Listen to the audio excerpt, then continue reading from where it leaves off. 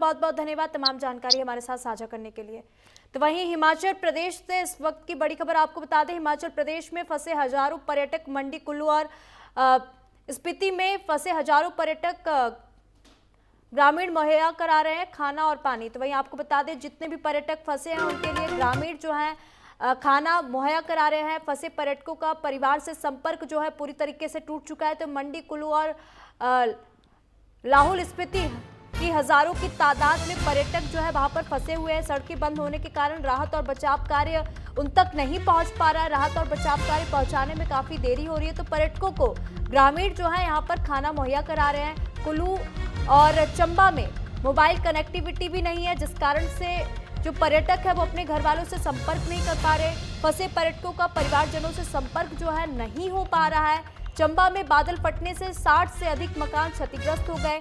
Kullu N3 और 305 बाधित हो गया है। वहीं एनडीआरएफ और एसडीआरएफ और गाड़ी में और कोई है मौके पर राहत एवं बचाव कार्य में जुटी हुई है। प्रदेश में सड़कें 582 सड़कें हैं और 2 नेशनल हाईवे जो है बाधित हो गए। तो वहीं 1155 बिजली ट्रांसफार्मर और 346 पेयजल योजना भी पूरी तरीके से क्षतिग्रस्त हो गई है। अकेले मंडी की बात कर ले तो मंडी जिला में 258 सड़कें और कुल्लू में 166 और ऊना जिले में 21 सड़कें बाधित हो चुकी है। आज प्रदेश के 5 जिलों में ऊना, हमीरपुर, मंडी और सिरमौर में भारी बारिश का अलर्ट जारी किया गया। तो आप देख सकते हैं प्रकृति का प्रकोप जो है यहाँ पर देखने को मिल रहा है। लोगों की चीख पुकार जो है यहाँ पर सुनने को मिल रही है और कुछ सेकंड्स में यहाँ पर जो घर है, यहाँ पर जो इमारतें हैं, बिल्डिंग्स है, वो एक सेकंड्स में यहाँ पर धराशाही हो जा रही है। तो वहाँ पर आप देख सकते हैं किस तरीके से लोगों को हर तरफ सिर्फ और सिर्फ चीख और पुकार जो है सुनने को मिल रही है।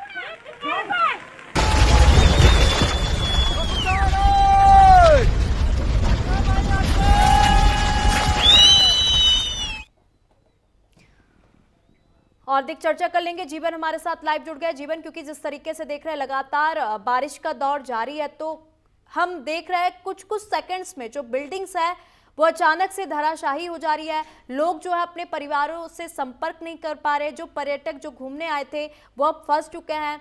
इंटरनेट कनेक्टिविटी है, सब कुछ यहाँ पर बहाल है। जी निशा, आपने सही कहा कि बहुत सारा जो बारिश है हिमाचल में लगातार हो रही है और उसका नतीजा ये निकल रहा है कि बहुत से लोग बेघर हो रहे हैं और ताश के पत्तों की तरह उनके अपने मकान, उनके अपने अशियाने जो उन्होंने बड़ी मेहनत से कमाए थे वो 1 मिनट में ही धराशायी हो रहे हैं। पिछले कल कुल्लू मनाली में लोगों को रोता देखा गया, जब उनके घर ढहे तो उनको रोता देखा गया, बिलखते देखा गया। और ये जो अफरा तफरी का माहौल हिमाचल में बना है, शायद ही इस सदी में कभी ऐसा हुआ हो कि इस तरह का माहौल बना हो। जैसे आपने बात की तो मैं 3 नेशनल हाईवे की बात करूंगा। मनाली जो चंडीगढ़ मनाली है, मंडी NH है 305 और मनाली ले राजमार्ग, इसके बीच में जगह जगह बनाल और औट के बीच लैंडस्लाइड हुआ रात को और लगातार सुबह भी लैंडस्लाइड हुआ।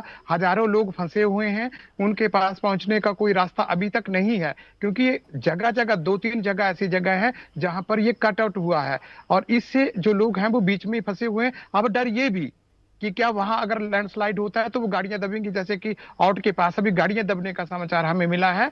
तो आगे भी अगर ऐसा हो सकता है तो बहुत बड़ी एक नुकसान हिमाचल को झेलना पड़ सकता है और इसका जो खामियाजा है वो शायद प्रदेशवासी कभी ना भूलेंगे। जी बिल्कुल, देखिए अभी हमने जीवन तस्वीर भी देखी, तो तस्वीर में हम देख रहे थे किस तरीके से कुछ ही सेकंड्स में जो उनके आशियाने वो धराशाही हो गए और चारों तरफ सिर्फ चीख पुकार मची थी। तो लोग जो है इस वक्त डर के साए में जीने के लिए मजबूर है। मतलब लोग ये सोच रहे हैं कि कल का हम सूरज देख भी पाएंगे या नहीं देख पाएंगे। तो जैसा कि अभी हम बात कर रहे थे पर्यटकों की, तो पर्यटक यहाँ पर विशेष तौर से ध्यान दें, क्योंकि जिस तरीके से हिमाचल और कुल्लू का माहौल है, तो घूमने की अगर प्लानिंग कर रहे हैं तो बिल्कुल ना करें, क्योंकि जो पर्यटक यहाँ पर आए हुए थे वो फंसे हुए हैं, परिवारों से उनका संपर्क नहीं हो पा रहा है। ये भी बताया जा रहा है जीवन की पर्यटकों तक जो राहत बचाव कार्य है वो नहीं पहुंच पा रहा है, क्योंकि बारिश अत्यधिक है, सड़कें जो है पूरी तरीके से क्षतिग्रस्त हो गई। तो अब राहत बचाव कार्य के लिए और क्या योजना बनाई गई है, कैसे उन तक राहत बचाव कार्य पहुंचेगा?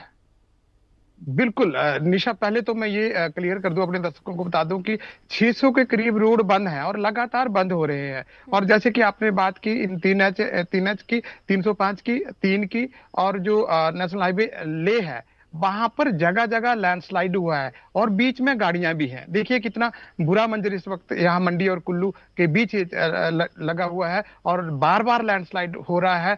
तो देखिए ये माहौल बहुत एक अजीब सा माहौल पैदा हो गया है। अब लोगों की हेल्प की जाए तो किस माध्यम से की जाए? अगर सड़क ठीक होगी तभी इनके पास पहुंचा जा सकता है। सरकार ने निर्देश दिया गया है कि जल्दी से जो वायुसेना है उसको बुलाया जाए और इन लोगों तक पहुंचा जाए और इन्हें जीवित वहां से निकाला जाए, सुरक्षित वहां से निकाला जाए। निशा, ठीक है जीवन, यहाँ पर हम बात करेंगे तो मौसम विभाग ने क्या कुछ आने वाले समय में अलर्ट जारी किया है और कौन कौन से इलाके अभी प्रभावित हैं?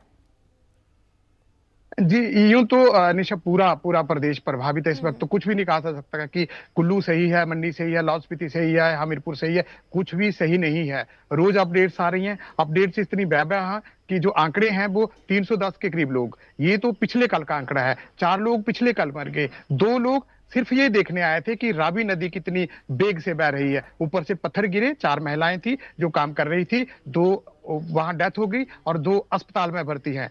तो इस तरह का बंदे 2 भाई बहन, छोटे छोटे भाई बहन, 10 साल के भाई बहन, वो भी देखने आए थे कि रावी नदी का जलस्तर किस तरह से बह रहा है, कितना बेग है।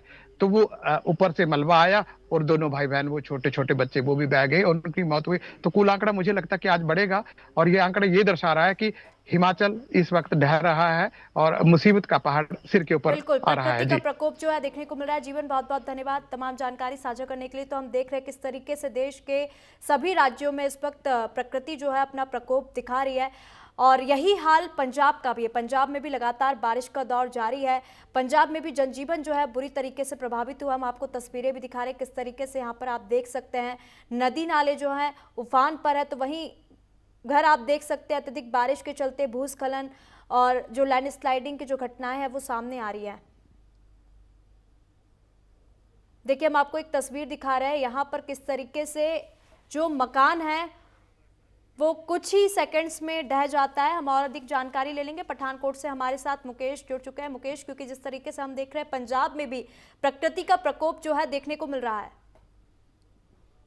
जी बिल्कुल मैम, बिल्कुल। मतलब कि जैसे हम बता दें कि जो पंजाब का साथ जो राज्य लगता है हिमाचल, हिमाचल में पहाड़ों में लगातार जो मूसलाधार बारिश और जो बादल फटने की घटनाएं सामने आ रही हैं, उसी के चलते जो मैदानी इलाका, जो पंजाब का इलाका है, रणजीत सागर डैम है, वहां पे जो जलस्तर है काफी बढ़ गया था। जिसके चलते रणजीत सागर डैम की ओर से जो पानी छोड़ा गया था, वो उसी के कारण जो है जो मैदानी एरिया है वहां पे पानी का जगदम जलस्तर बढ़ने के कारण काफी नुकसान लोगों को झेलना भी पड़ा है। जिसके साथ लोगों की फसलें और लोगों के कई जगह तो लोगों के घरों भी जो है जो तेज बहाव में समाते दिख रहे थे।